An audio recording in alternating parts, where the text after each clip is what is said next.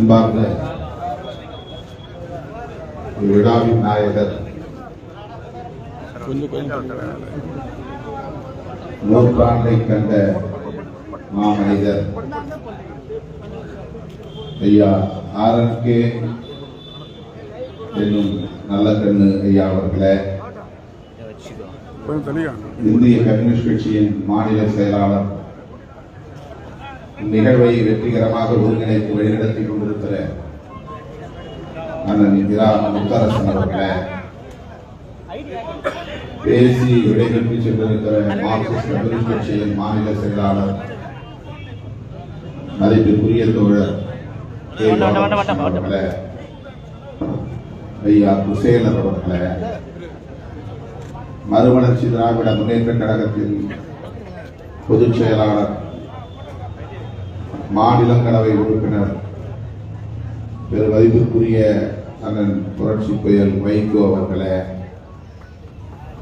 திருமுருகன் காந்தி அவர்களே, பழ ஆசை தம்பி அவர்களே, இந்திய யூனியன் முஸ்லிம் லீக் கட்சியின் சார்பில் வாழ்த்தி உரையாற்றி அமர்ந்திருக்கிற மேனாள் மக்களவை உறுப்பினர் அண்ணன் அப்துல் ரஹ்மான் அவர்களே,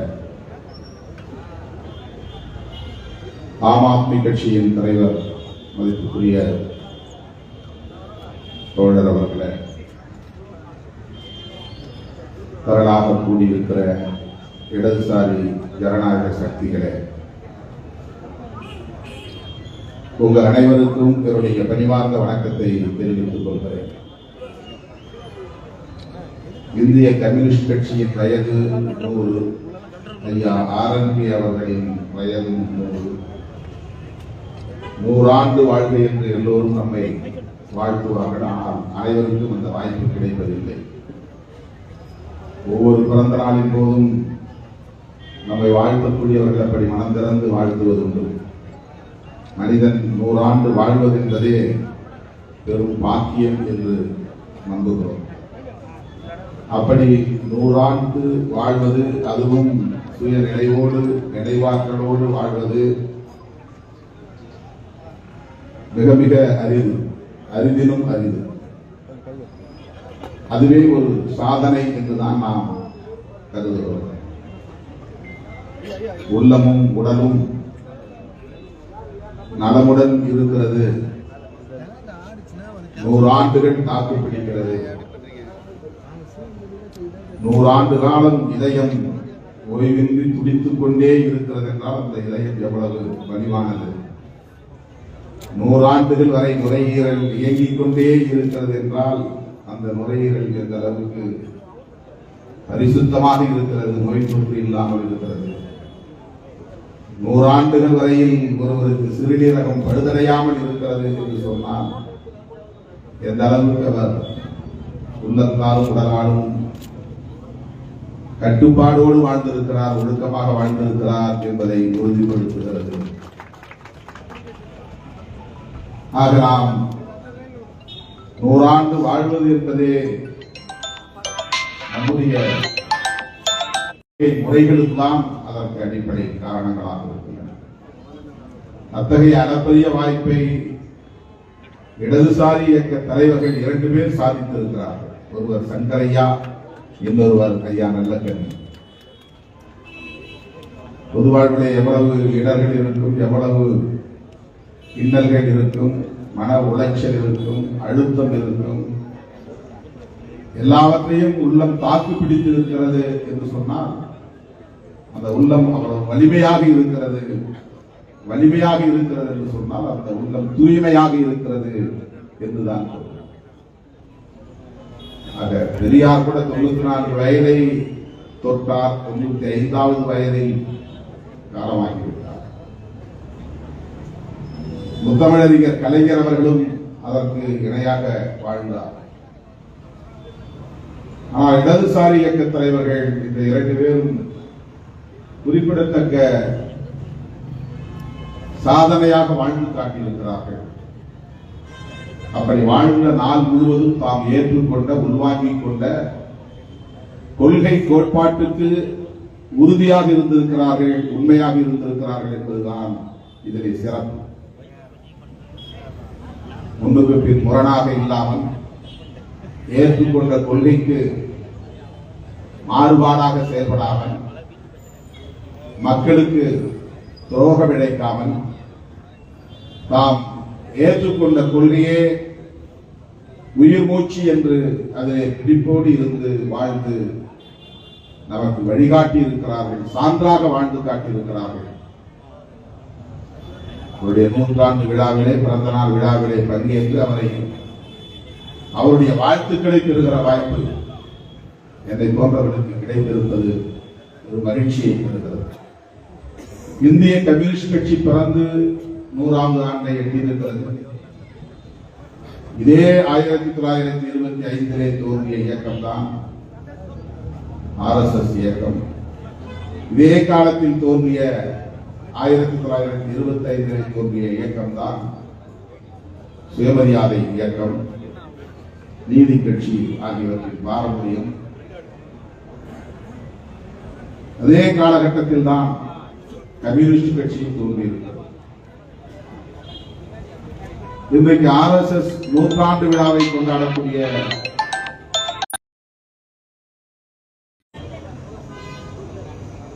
கம்யூனிஸ்ட் கட்சி அகில இந்திய அளவில ஒரு மாபெரும் சக்தியாக இருந்த போது அவர்கள் இருக்குமிடம் தெரியாமல் இருந்தார்கள். எங்கோ ஒரு மூலையில் இயங்கிக் கொண்டிருந்தார்கள். ஒரு சிறிய குழுவாக இருந்தார்கள், ஒரு கும்பலாக இருந்தார்கள், ஒரு குறிப்பிட்ட சாதிக்கான சங்கமாக இருந்தார்கள். இன்றைக்கு அவர்கள் அசுர வளர்ச்சி பெற்று பேரூரு கொண்டு ஆட்சி பீடத்தில் அமர்ந்து கொட்டமடிக்கிற நிலை ஏற்பட்டிருக்கிறது. இடதுசாரி அரசியலுக்கும் வலதுசாரி அரசியலுக்கும் இடையிலான இந்த இடைவெளியை நாம் ஒப்பீடு செய்து பார்க்க கடமைப்பட்டிருக்கிறோம். உலகம் முழுவதும் பல்வேறு கட்சிகள் இருக்கலாம், இந்தியாவில் எண்ணற்ற பல கட்சிகள் இருக்கலாம், நாளும் பொழுதும் ஒரு கட்சி தோன்றிக் கொண்டே இருக்கலாம். ஒவ்வொரு கட்சியும் ஒரு கொள்கையை பேசலாம்.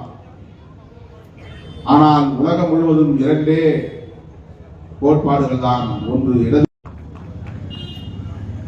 இந்திய மண்ணிலே இன்றைக்கு இடதுசாரி அரசியலை பேசுகிற இயக்கங்கள் கம்யூனிஸ்ட் கட்சிகள் மட்டுமில்லை, இயக்கங்களாக தங்களை அடையாளப்படுத்திக் கொண்டு இயங்குகின்றன. அதே இடதுசாரி இயக்கங்களை உறவாக கருதுகிற, தோழமையாக கருதுகிற, நட்பு சக்தியாக கருதுகிற இயக்கங்களும் இந்த மண்ணில் உண்டு. அவை திராவிட இயக்கங்களும் அம்பேத்கர் இயக்கங்களும் என்பதை நாம் நினைவிலே கொள்ள வேண்டும். எனவே திராவிட இயக்கங்கள் அல்லது திராவிட கட்சிகள், அம்பேத்கர் இயக்கங்கள் அல்லது அம்பேத்கர் பெயரில் இயங்குகிற கட்சிகள் இடதுசாரிகள் என்பதை நாம் நினைவிலே கொள்ள வேண்டும். இடதுசாரிகள் என்பதற்கு நீங்கள் ஒரு வரையறை வைத்திருக்கலாம். ஆனால் வலதுசாரி அரசியலை விமர்சிக்கக்கூடிய, எதிர்க்கக்கூடிய அனைத்துமே இடதுசாரி சிந்தனை தான். அம்பேத்கரிய சிந்தனையும் இடதுசாரி சிந்தனை தான். வலதுசாரி அரசியலை எதிர்க்கிற அரசியல் தான் அம்பேத்கரிய அரசியல். இந்த மண்ணை பொறுத்தவரையில் இடதுசாரி அரசியல் அம்பேத்கரிய அரசியலாகவும் பெரியாரிய அரசியலாகவும் பரிணமித்திருக்கிறது. இதை நாம் உணர்ந்து புரிந்து இயைந்து இணைந்து செயல்பட வேண்டிய தேவை இருக்கிறது. இடதுசாரி அரசியலின் எழுச்சி தேவைப்படுகிறது. வலதுசாரிகளை வீழ்த்துவதற்கு இடதுசாரிகள் எழுச்சி பெற வேண்டிய தேவை இருக்கிறது. இந்த மண்ணை பொறுத்தவரையில் அது கம்யூனிஸ்ட் கட்சிகளாக மட்டும்தான் எழுச்சி பெற வேண்டும் என்று இல்லை. அது பெரியார் இயக்கங்களாகவும் அம்பேத்கர் இயக்கங்களாகவும் எழுச்சி பெற இங்கே இந்த மண் இடம் தந்திருக்கிறது. இந்த மண்ணில் அப்படித்தான் அவை பரிணமித்திருக்கின்றன. ஆகவே கம்யூனிஸ்ட் இயக்கங்களும் திராவிட இயக்கங்களும் அம்பேத்கர் இயக்கங்களும் ஒரே அணியில் திரளுவது என்பதுதான் இடதுசாரி எழுச்சி. இந்த ஒருங்கிணைப்பு தான் வலதுசாரிகளை வீழ்த்துவதற்கான உத்தி. இந்த அடிப்படையில் தான் இன்றைக்கு நாம் சிறுபான்மையினரையும், மொழிவழி சிறுபான்மையினரையும், இதர சிறுபான்மையினரையும் இடதுசாரி சக்திகளாக அடையாளம் கொண்டு அவர்களை நாம் வகுப்புவாத சக்திகளாகவோ அடிப்படைவாத சக்திகளாகவோ எண்ணி புறந்தல்லாமல் வலதுசாரிகளை வீழ்த்துவதற்கான ஆற்றல்கள் அவர்கள், சக்திகள் அவர்கள் என்பதை கருத்திலே கொண்டு அவர்களையும் அரவணைத்து இணைந்தே எழ வேண்டிய தேவை இருக்கிறது. ஒருங்கிணைந்து எழ வேண்டிய தேவை இருக்கிறது. இடதுசாரி இயக்கங்கள் இதற்கு முன்னிலை வகிக்க வேண்டும். இதனை முன்னெடுத்து செல்ல வேண்டும். அவர்கள் நடந்த அம்பேத்கர் இயக்கங்களோ பெரியார் இயக்கங்களோ செக்டேரியன் பாலிடிக்ஸ் என்கிற அடிப்படையிலே ஒரு இன அரசியலை பேசலாம், மொழி அரசியலை பேசலாம், மாநில அரசியலை பேசலாம். ஆனால் அவை அனைத்தும் வலதுசாரி அரசியலுக்கு எதிரானவை என்பதை நாம் கருத்திலே கொள்ள வேண்டும். தேசிய பார்வை இல்லாமல் இருக்கலாம், மாநில பார்வை கொண்டிருக்கலாம், ஆனால் அவை வலதுசாரி அரசியலுக்கு எதிரானவை. அதனால்தான் இந்தியாவில் எல்லா மாநிலங்களிலும் வலதுசாரிகளால் ஆக்கிரமிப்பு செய்ய முடிகிறது. தமிழ்நாட்டில் அவர்களால் காலூன்ற முடியவில்லை, வேறொன்ற முடியவில்லை. அதற்கு தனிப்பட்ட சில கட்சிகள் உரிமை கோருகிறது என்பதை விட பெரியார் முன்வைத்த அரசியல் அதை உரிமை கோருகிறது, அதை தடுத்து நிறுத்துகிறது. அம்பேத்கரின் அரசியல் அதை தடுத்து நிறுத்துகிறது. அந்த புரிதலோடு நாம் இடதுசாரி இயக்கங்களின் நல்லுறவை பேண வேண்டும் என்று விடுதலை சிறுத்தைகள் செயல் திட்டங்களை வகுத்து நாங்கள் செயல்படுவோம், இணைந்து செயல்படுவோம், ஒருங்கிணைந்து பணியாற்றி வருகிறோம். தேர்தல் களத்தில் மட்டுமல்ல, அனைத்து தளங்களிலும் இந்த பார்வை இந்தியா முழுவதும் பரவ வேண்டும். நான் அடிக்கடி சொல்லுவேன், வலதுசாரிகளாக இருப்பவர்கள் அம்பேத்கர் இயக்கங்களை அணுகுகிறார்கள். உண்மையிலேயே இடதுசாரிகள் தான் அம்பேத்கர் இயக்கங்களை அணுக வேண்டும். வலதுசாரிகளாக இருப்பவர்கள் மாயாவதியோடு உறவாடுகிறார்கள், அத்வாலேயோடு உறவாடுகிறார்கள், பாஸ்வானை அரவணைத்துக் கொண்டார்கள். இடதுசாரிகள் முன்னே போய் அவர்களை அரசியல்படுத்தி இருக்க வேண்டும். இது என்னுடைய வேண்டுகோள் என்று நான் பல வேளைகளில் சொல்லியிருக்கிறேன். இந்தியா முழுவதும் இந்த முன்னெடுப்பை செய்ய வேண்டிய தேவை இருப்பதாக நூற்றாண்டை கொண்டாடுகிற இந்திய கம்யூனிஸ்ட் கட்சியின் இந்த விழாவிலே சுட்டிக்காட்டுவது உங்களில் ஒருவன் என்கிற உணர்வோடு என்னுடைய கடமையாக நான் பார்க்கிறேன். இடதுசாரிகளின் எழுச்சியே வலதுசாரிகளுக்கான வீழ்ச்சி என்பதை சொல்லி, ஐயா ஆரங்கி அவர்கள் இன்னும் பல ஆண்டுகள் நலமுடன் வாழ வேண்டும், அவருடைய இருப்பே நமக்கு ஒரு பாதுகாப்பு என்பதை சொல்லி வாய்ப்புக்கு நன்றி கூறி முடிக்கிறேன். நன்றி, வணக்கம்.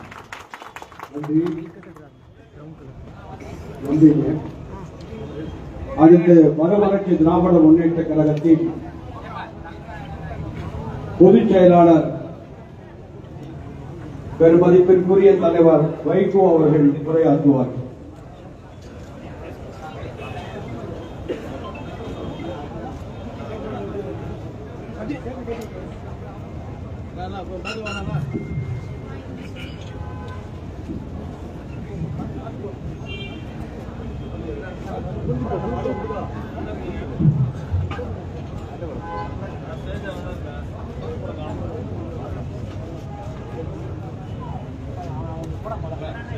வேனல் அழிந்து தெற்கு தென்றல் இதமாக வீசிக்கொண்டிருக்கின்ற இந்த இனிமையான வேளையில் தியாக சிகரமாக தமிழக அரசியல் வரலாற்றில் வயது எழுத்துக்களால் குறிக்கப்பட்டுவிட்ட இதனுடைய முதுபெரும் மூத்த தலைவர் எனது ஆரோக்கிய அண்ணன் சக்திகள் அவர்கள் என்பதை கருத்திலே கொண்டு அவர்களையும் அரவணைத்து இணைந்தே எழ வேண்டிய தேவை இருக்கிறது, ஒருங்கிணைந்து எழ வேண்டிய தேவை இருக்கிறது. இடதுசாரி இயக்கங்கள் இதற்கு முன்னிலை வகிக்க வேண்டும், இதனை முன்னெடுத்து செல்ல வேண்டும். அவர்கள் அம்பேத்கர் இயக்கங்களோ பெரியார் இயக்கங்களோ செக்டேரியன் பாலிடிக்ஸ் என்கிற அடிப்படையிலே ஒரு இன அரசியலை பேசலாம், மொழி அரசியலை பேசலாம், மாநில அரசியலை பேசலாம். ஆனால் அவை அனைத்தும் வலதுசாரி அரசியலுக்கு எதிரானவை என்பதை நாம் கருத்திலே கொள்ள வேண்டும். தேசிய பார்வை இல்லாமல் இருக்கலாம், மாநில பார்வை கொண்டிருக்கலாம், ஆனால் அவை வலதுசாரி அரசியலுக்கு எதிரானவை. அதனால்தான் இந்தியாவில் எல்லா மாநிலங்களிலும் வலதுசாரிகளால் ஆக்கிரமிப்பு செய்ய முடிகிறது. தமிழ்நாட்டில் அவர்களால் காலூன்ற முடியவில்லை, வேறொன்ற முடியவில்லை. அதற்கு தனிப்பட்ட சில கட்சிகள் உரிமை கோருகிறது என்பதை விட பெரியார் முன்வைத்த அரசியல் அதை உரிமை கோருகிறது, அதை தடுத்து நிறுத்துகிறது. அம்பேத்கரின் அரசியல் அதை தடுத்து நிறுத்துகிறது. அந்த புரிதலோடு நாம் இடதுசாரி இயக்கங்களின் நல்லுறவை பேண வேண்டும் என்று விடுதலை சிறுத்தைகள் செயல் திட்டங்களை வகுத்து நாங்கள் செயல்படுகிறோம், இணைந்து செயல்படுகிறோம், ஒருங்கிணைந்து பணியாற்றி வருகிறோம். தேர்தல் களத்தில் மட்டுமல்ல, அனைத்து தளங்களிலும் இந்த பார்வை இந்தியா முழுவதும் பரவ வேண்டும். நான் அடிக்கடி சொல்லுவேன், வலதுசாரிகளாக இருப்பவர்கள் அம்பேத்கர் இயக்கங்களை அணுகுகிறார்கள். உண்மையிலேயே இடதுசாரிகள் தான் அம்பேத்கர் இயக்கங்களை அணுக வேண்டும். வலதுசாரிகளாக இருப்பவர்கள் மாயாவதியோடு உறவாடுகிறார்கள், அத்வாலேயோடு உறவாடுகிறார்கள், பாஸ்வானை அரவணைத்துக் கொண்டார்கள். இடதுசாரிகள் முன்னே போய் அவர்களை அரசியல்படுத்தி இருக்க வேண்டும். இது என்னுடைய வேண்டுகோள் என்று நான் பல மேடைகளில் சொல்லியிருக்கிறேன். இந்தியா முழுவதும் இந்த முன்னெடுப்பை செய்ய வேண்டிய தேவை இருப்பதாக நூற்றாண்டை கொண்டாடுகிற இந்திய கம்யூனிஸ்ட் கட்சியின் இந்த விழாவிலே சுட்டிக்காட்டுவது உங்களில் ஒருவன் என்கிற உணர்வோடு என்னுடைய கடமையாக நான் பார்க்கிறேன். இடதுசாரிகளின் எழுச்சியே வலதுசாரிகளுக்கான வீழ்ச்சி என்பதை சொல்லி, ஐயா ஆரங்கே அவர்கள் இன்னும் பல ஆண்டுகள் நலமுடன் வாழ வேண்டும், அவருடைய இருப்பே நமக்கு ஒரு பாதுகாப்பு என்பதை சொல்லி வாய்ப்புக்கு நன்றி கூறி முடிக்கிறேன். நன்றி, வணக்கம். நன்றி, நன்றிங்க. அடுத்து மறுமலர்ச்சி திராவிட முன்னேற்ற கழகத்தின் நாடாளுமன்ற குழு தலைவர் சகோதரர் டி.ஆர்.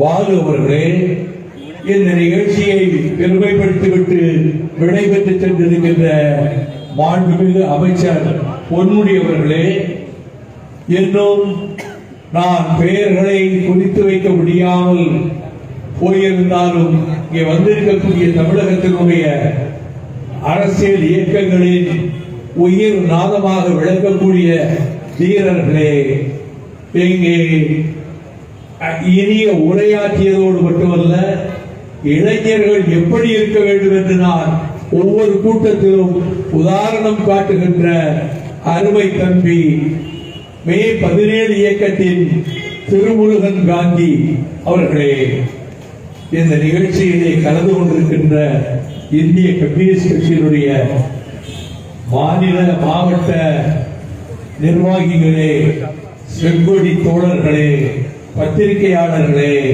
ஊடகையாளர்களே, அன்பு சகோதரிகளே, வணக்கம். இது ஒரு மகிழ்ச்சிகரமான நாள். 100 ஆண்டு காணும் கட்சிக்கும் எனது வாழ்த்துக்கள். 100 ஆண்டு காணும் தோழர் ஆரங்கே அவர்களுக்கும் எனது நெஞ்சார்ந்த வாழ்த்துக்கள். இந்திய மண்ணில் இடதுசாரி கருத்தியல் வலிமை பெற வேண்டும், கம்யூனிஸ்ட் இயக்கங்கள் மேலும் எழுச்சி பெற வேண்டும் என்பது விடுதலை சிறுத்தைகளின் அவா. அந்த வகையில் இடதுசாரி அரசியல் வலிமை பெற விடுதலை சிறுத்தைகள் கட்சியின் சார்பில் வாழ்த்துக்களை தெரிவித்துள்ளோம். வலதுசாரிகளின் கொட்டத்தை ஒடுக்க, அவர்களை வீழ்த்த இடதுசாரி இயக்கங்களும் பெரியார் இயக்கங்களும் அம்பேத்கர் இயக்கங்களும் சிறுபான்மை ஜனநாயக உரிமைகளுக்காக போராடுகிற இயக்கங்களும் ஒருங்கிணைய வேண்டும். அதுவே இந்த தேசத்தின் பாதுகாப்பு என்பதை விடுதலை சிறுத்தைகள் கட்சி சுட்டிக்காட்ட விரும்புகிறது. அனைத்து ஜனநாயக சக்திகளுக்கும் நேற்று அண்ணா யூனிவர்சிட்டியில் நடந்த சம்பவம் பரபரப்பு ஏற்படுத்தி பாஜக அதிமுக கட்சிகள் போராட்டங்கள் அறிவிச்சிருக்காங்க. அந்த நிகழ்வு இருந்த அதிர்ச்சியை தருகிறது. உடனடியாக ஒருவர் அதிலே கைது செய்யப்பட்டிருப்பது ஆறுதல் அளிக்கிறது.